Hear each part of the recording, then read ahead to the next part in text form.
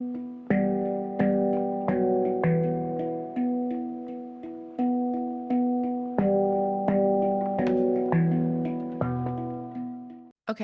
so Kelly, these are your charts. And Kelly, are you still here? I'm here. Okay, great. Do you want to go ahead and ask your question?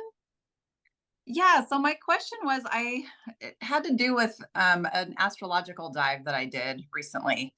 And basically what I'm recognizing is that we use in the Western world, the tropical astrology Hmm. is where design comes from, where our sun zodiac sign comes from, all of that. Hmm. And I found out about another kind of astrology. And Vedic astrology. Yeah. yeah, what happened was it changed my zodiac sign. And then I thought, well, potentially that's going to change my human design as well.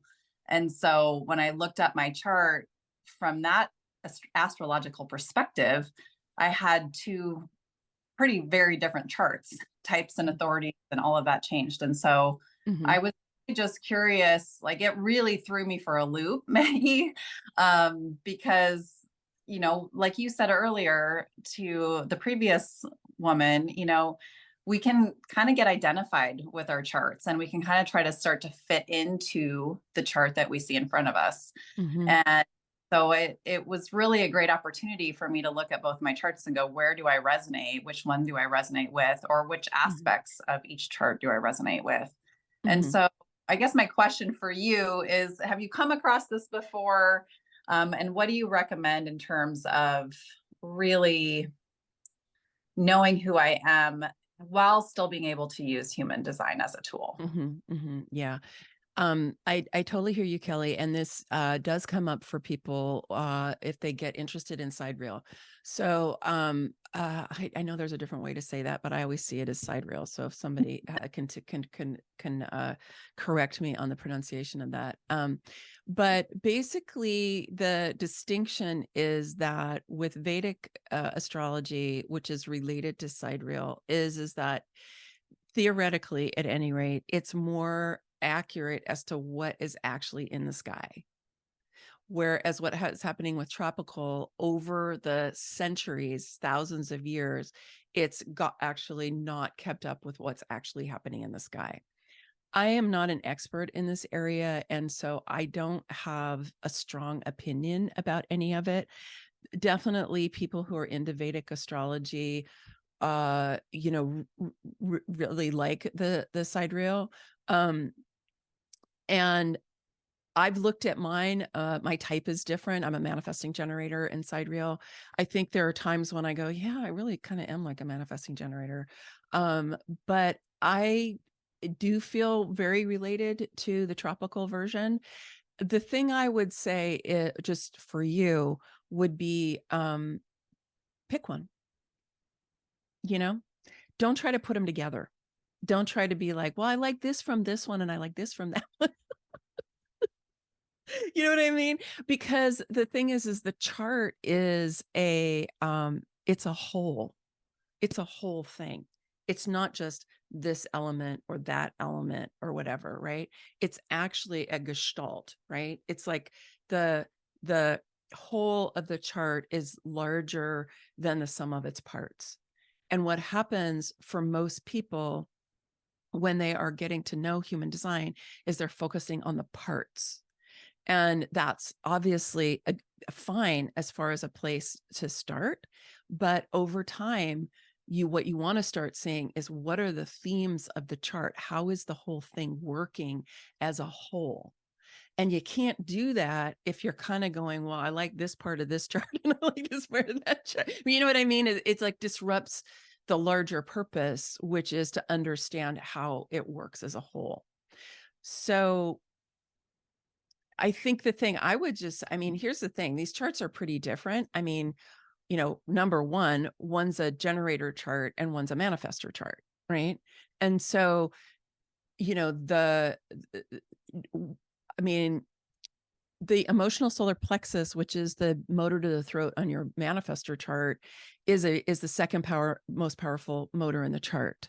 but it's not as powerful as the sacral, and you're going to have an emotional wave. Are you aware of having an emotional wave? I am more aware of it being circumstantial. My emotions are more circumstantial to my environment or the people I'm with. I'm not aware of a consistent emotional wave. Of it, yeah. So most people that I talk to, Kelly, and I ask them this question, if they're emotionally defined, they're like, oh yeah, oh yeah, oh yeah, I know. They may not know exactly how the wave works, right? Like how long it is or anything. But I would say, and except for people who have trained themselves to suppress or reject their emotions, and and certainly I know people who do that, and because our culture teaches us to do that largely, right? There are a few people I've met who have been so adamant about rejecting their emotions that they don't feel their wave. Is that true for you? I know that sounds really negative, so I'm not trying to project something No, I negative know onto you, Kelly, but is that I true for you? Or do you welcome your emotions? Are you like, might oh, have, I'm an emotional person, I work with my emotions? yeah, no, I am now. It's been a deconditioning process for me to lean into my emotions. So I definitely am more aware and use them more now than I did in the past. Okay. And do you feel like you have really consistent ongoing energy most of the time, as long as you're not overdoing it? That's the part that I'm not super sure about, because I think it really does depend on whether I am engaged in something that I love. Yeah. So Well, that's a generator quality though, yeah, too. exactly. And so, for example, I mean, just the past couple of weeks, I haven't had that much energy because I haven't really felt connected to what I've been doing. Mhm. Um, and so I definitely resonate more with the sacral power center than I do with the emotional one. Okay. Well, and then uh do you feel like you have a sense of who you are and your direction in life? See, that's that. Even if See, it's continually unfolding and you're yeah, evolving it and everything, do you still feel like you're kind of engaged in that in a way that is can be, juicy for you? yes, yes, Okay. Do you feel like you lose yourself in other people and you kind of start to take on their identities? I have in the past. Yes. Okay. And but have you done that in a way where you just really lost your direction and you forgot who you are? Yes. Okay. So, but that can happen with a defined G too. So, but it's feeling a little bit like um mm, I don't know, what does your intuition say? I mean, that's what I've been trying to figure that out, because um I really had a hard time, like, quote unquote, letting go of the first chart, my generator chart. Um, so I was very much in rejection of the manifester side. Um, Because why? because when I read about manifestors, I was like, oh, they're kind of a repellent type of energy, and I don't feel like I repel people. Mhm. Um, I don't resonate with that, but I just have to say that's one of the negative yeah. traditional human design ways of talking about auras, which I just don't really agree with. Mhm. I've met people of all types who are repellent and manifestors who are not repellent. So, um, the thing that manifestors have is they have a very strong inner impulse, creative impulse that guides their actions. Yeah. Yeah. Really strong, like, I need to go do this. Yeah. And generators can have that, but it's conditioned. Hmm. Yeah, and I mean, how is that different from, in if you're a generator and you're listening to your gut and you're following your impulses that are telling you, like, how is that different than Well, trusting the your gut? sacral is very specific. The Okay. sacral is if you're a generator and you get in touch with your sacral, it's very you really get it. Mhm. Like it's not a question anymore. It's not Yeah. like, is this my inner guidance or not? It takes time and practice to learn how to do that. But once you got that, it's really like, oh yeah, I'm a mm-hmm. Yeah.